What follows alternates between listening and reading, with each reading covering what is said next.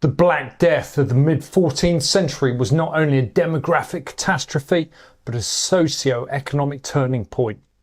While some historians argue it led to better living conditions and a more mobile workforce, a closer examination reveals a darker trajectory, one that laid the groundwork for oligarchic capitalism through land consolidation, coercive labour laws and expanding bureaucratic power. This is the third video in a mini-series which chronicles the years from the financial crisis in the 1340s to the Great Taking to the Great Reset of 1351.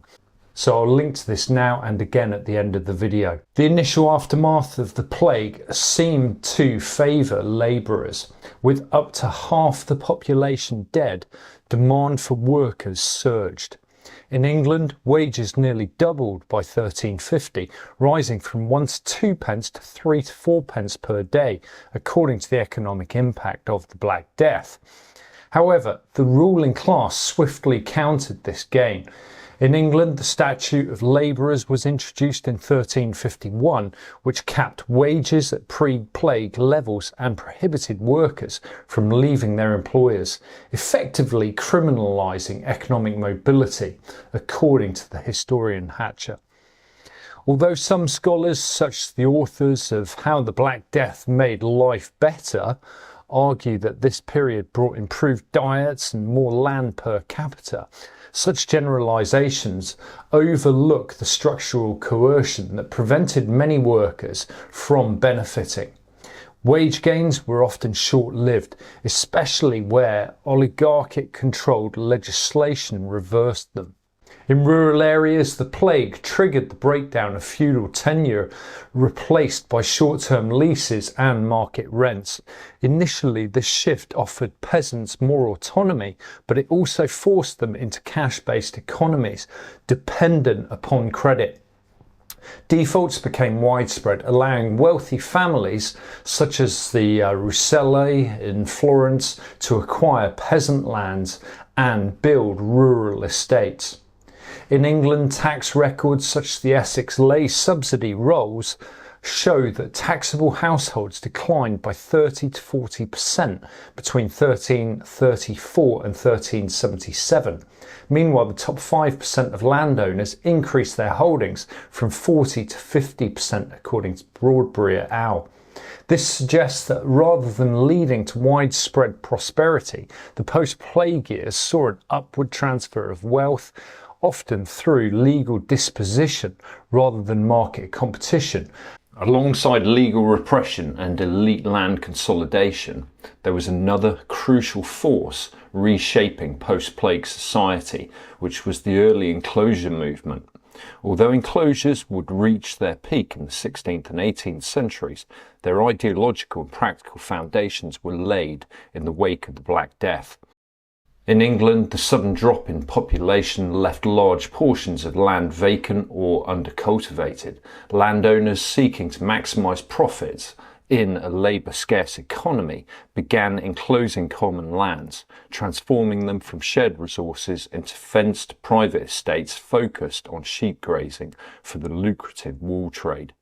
This transition had devastating effects on the peasantry. Customary rights to farm, graze animals or gather fuel were stripped away. What had once been a communal safety net was converted into commodified land. Enclosure didn't just disrupt subsistence, it criminalised it. With no land to work and no rights to access, the commons peasants were increasingly compelled to survive through wage labour, whether they wanted to or not. This shift marked a profound transition towards proto-capitalism.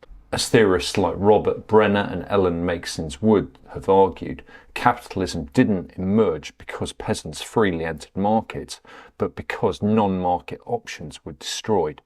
Enclosure forced rural populations into a monetised economy by eliminating access to self-sufficiency. When survival required cash, whether to pay rent, taxes or buy food, labour itself became a commodity. Moreover, this was not simply an economic change, it was a deliberate political project. The enclosure movement relied on legal supports, manorial courts, royal charters and eventually parliament. to redefine land as exclusive private property. It was in essence capitalism by legislation and fencing. The transformation of common land into capital assets helped concentrate wealth while generating a dependent labour force, two of the key structural factors of oligarchic capitalism. In this sense, enclosure was both a material and ideological enclosure. It redrew the boundaries of who could live independently and who must sell their labour to survive. The destruction of customary rights and the enforcement of market dependency was not a byproduct of modernisation, it was the blueprint for a new social order. Through enclosure, the rural poor were not just dispossessed of land, they were reprogrammed into economic subjects within oligarchic logic. The rise of bureaucratic power. Governments had rapidly expanded their bureaucratic machinery to manage the Black Death's disruption, administering quarantines, regulating prices, and trying to maintain order. Yet many of these emergency powers became permanent. In Flanders, merchant oligarchs took control of civic institutions, absorbed guild assets, and curtailed artisan power, according to urban elites and the restructuring of power in the later Middle Ages. These bureaucracies served not only as instruments of public health, but as tools of elite control. Wage caps, labour registers and land surveys became mechanisms to discipline the poor and facilitate wealth consolidation. The state increasingly acted as a partner of capital rather than a neutral administrator. The waning authority of the church after the Black Death gave rise to new cultural paradigms. Renaissance humanism, often celebrated as a triumph of individualism, was largely sponsored by merchant dynasties, such as the Medici, who had enriched themselves during the post-plague restructuring. Art and literature were reorientated around secular power and wealth, further embedding elite dominance into the cultural fabric, according to the Italian Renaissance. Far from a democratizing force, this culture legitimized the oligarchic order. The transformation of values from divine authority to human-centered achievement masked the ongoing consolidation of wealth and political power among a narrow elite. Conclusion: death is a blueprint for oligarchic power. As up to half of Europe's population passed away, the Black Death's lasting impact was not demographic, it was structural. While labour shortages initially seemed to empower workers, this empowerment was swiftly undermined by establishment-led legal reforms, including wage freezes and restrictions on nobility. Traditional feudal bonds weakened, giving way to wage labour and market rents. Developments some interpret as early signs of capitalism. However, as Michael Perlman argues in The Invention of Capitalism, these market structures did not arise naturally. Instead, they were imposed through coercive laws, bureaucratic force, and artificial scarcity. Crucially, peasants were not just dispossessed, they were forced into a monetized economy.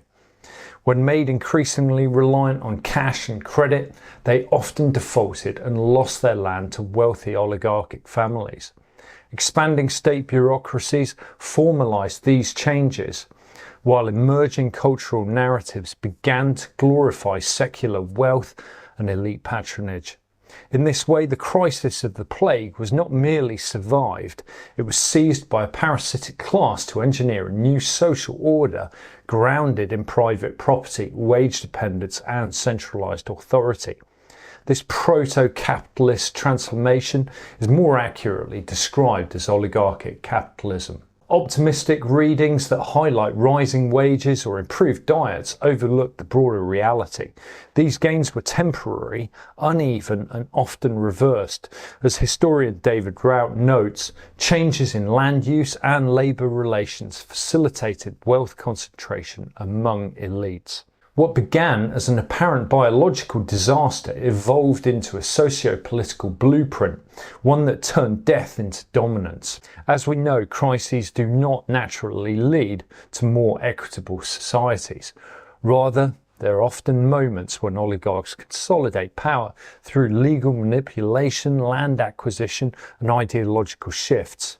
Yet we must resist the myth of inevitability and foster cooperative, community-based alternatives, not just as an act of survival, but as a path towards reclaiming some degree of agency and shaping a more just and resilient future. Now, do check out the previous videos in this series, which offer fascinating case studies into the modus operandi of these psychopaths.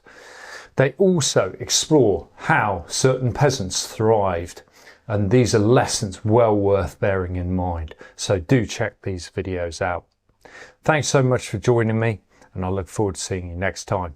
Bye bye.